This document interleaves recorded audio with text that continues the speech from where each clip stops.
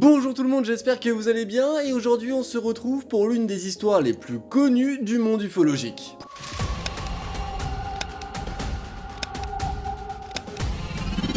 Plusieurs témoins ont observé un monstre extraterrestre voulant les attaquer. Il s'agit du monstre de Flatwood.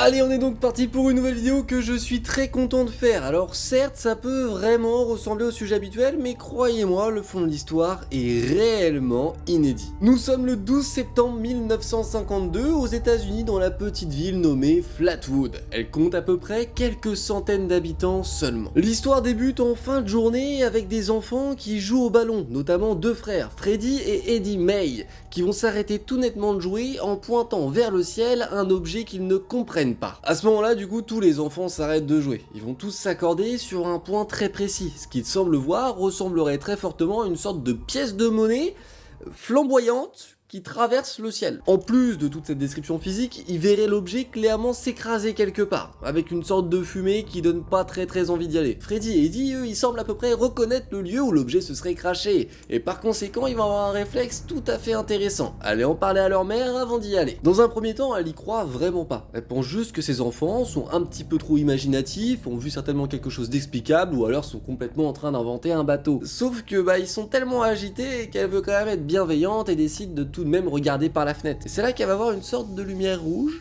clignotant au loin, à travers les arbres. Et ce soir-là, il y a une autre personne avec eux, c'est le cousin de Freddy et Eddie. Il est un peu plus âgé que tout le monde, il a 17 ans, enfin bien sûr pas plus âgé que la maman, hein, c'est logique jusque-là. Et lui veut y aller pour une raison simple, il est réserviste dans la garde nationale américaine, et son premier réflexe c'est d'imaginer qu'un pilote ait pu se cracher. Alors là, il a peur, et il décide du coup d'essayer d'aller lui donner secours, par conséquent, il veut y aller. Toute notre équipe va donc prendre le chemin de la montagne pour aller rejoindre cette fameuse grosse lumière rouge très puissante qui clignote dans les arbres. Le premier détail super intéressant, c'est que plus ils avancent vers cet objet, plus ils vont remarquer une sorte de légère brume au niveau de leurs pieds, au niveau du sol. Mais plus ils avancent, plus ils semblent se rapprocher tout du moins de l'objet, plus cette brume devient rapidement un brouillard. Cet élément il n'est pas juste visuel, il y a aussi une sorte d'odeur qu'ils décrivent comme ocre et dérangeante qui va leur arriver au niveau de la gorge. Mais le plus étonnant, il se trouve pas tellement dans cette brume, ni même dans cette odeur, mais plutôt dans ce qu'ils vont voir. Ce que je vous ai pas encore dit, c'est qu'ils vont distinguer une sorte d'énorme masse, une sorte d'énorme boule, mais faisant pratiquement la taille d'une maison. On parle quand même d'une maison assez grande, hein, on parle pas d'une cabane qui est tombée d'un arbre, là on parle vraiment d'un gros truc qui serait explosé. Et cette fameuse boule, cette fameuse énorme masse, elle serait incandescente, c'est-à-dire qu'il y a une lumière qui en serait projetée comme si c'était une sorte de gros morceau de braise finalement. Mais l'odeur est toujours là,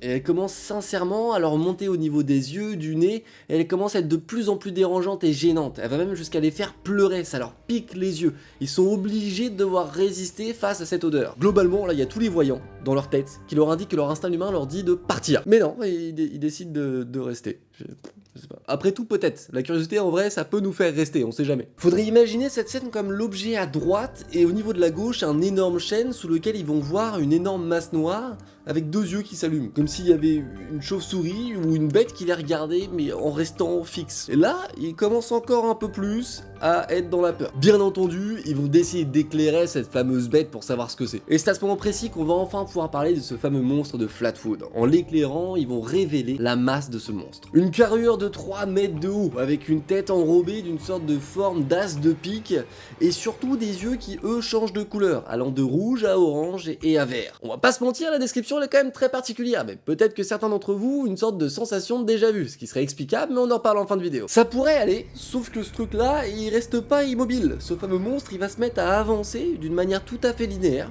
comme si finalement ça avançait sur un rail, mais ça on va reparler après. Mais surtout, en plus d'avancer, ça émet une sorte de sifflement terriblement désagréable qui va donc notamment les décider à fuir, en plus de toute la peur qu'ils ont. Petit détail super important au niveau de la rapidité de ce fameux monstre qui fonce sur eux, le mot foncer il n'est pas du tout adéquat, c'est très lent. Ils vont donc partir pour plusieurs raisons, ça leur fait peur, les yeux leur piquent, ils commencent à avoir du mal à respirer, et en plus de ça ils savent absolument pas ce qu'ils ont en face d'eux. Ce que je vous ai pas encore dit qui leur fait encore un peu plus peur, c'est que quand ils y sont allés, ils y avaient été avec leur chien. Et ce fameux chien aurait donc été sentir cette zone avant même que notre équipe essaye de l'éclairer, sauf qu'il a pris peur et a décidé de rentrer en courant vers la maison.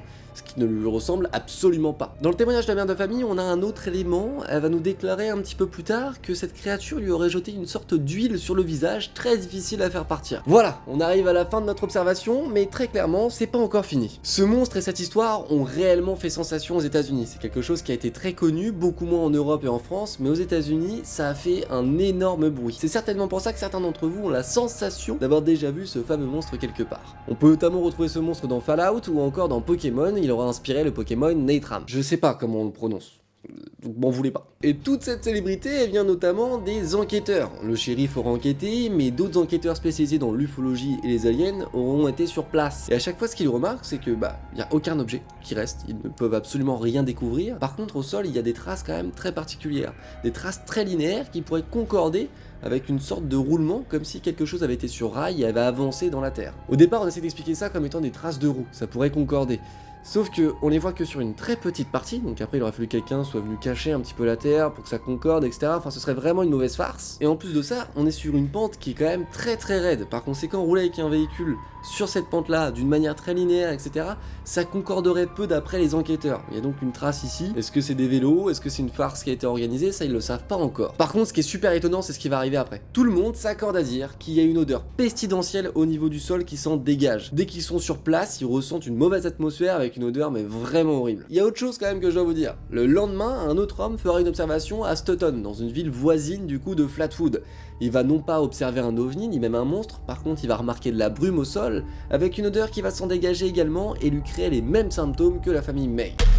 La conclusion de l'armée, elle est très terre à terre. Ce serait un météore qui serait venu s'écraser et une balise pour les avions, elle clignotait en rouge et par conséquent c'est ça qui leur a fait peur. Pour le monstre, on l'expliquerait comme étant une chouette effraie, par exemple mise à l'envers au niveau d'une grande branche d'un arbre ou ce genre de choses qui aurait ouvert les yeux et du coup qui aurait pu leur faire peur. Même s'il n'y a pas tout à fait de lien entre les yeux d'une chouette effraie et le changement de couleur allant de rouge, orange à vert. Mais la forme de la tête de cette chouette pourrait très sincèrement concorder et du coup faire penser à ce fameux monstre de Flatwood. Ce que je veux mettre en avant, c'est que cette fameuse explication terre à terre, elle concorde pas à tous les points. On n'a pas d'explication concernant l'odeur, concernant le bruit, ou même concernant la fameuse huile qui se serait retrouvée sur cette mère de famille. On ne sait absolument pas répondre à tous ces éléments par une théorie à peu près terre à terre ou à peu près crédible. Mais attendez, c'est clairement pas fini. Je sais pas si vous connaissez le projet Blue Book, si c'est pas le cas, vous pouvez aller voir ma vidéo sur le sujet, mais c'est l'une des organisations les plus sérieuses concernant l'enquête sur les phénomènes ovnis et ufologiques. Et eux aussi ont été enquêtés. Et leur conclusion, elle est sincèrement perturbante. L'odeur, à leur sens, elle n'est pas explicable, même si elle est tout à fait désagréable, ils ne savent pas dire d'où elle vient. Par contre, les arbres qui seraient autour de cette fameuse zone où quelque chose aurait pu s'écraser,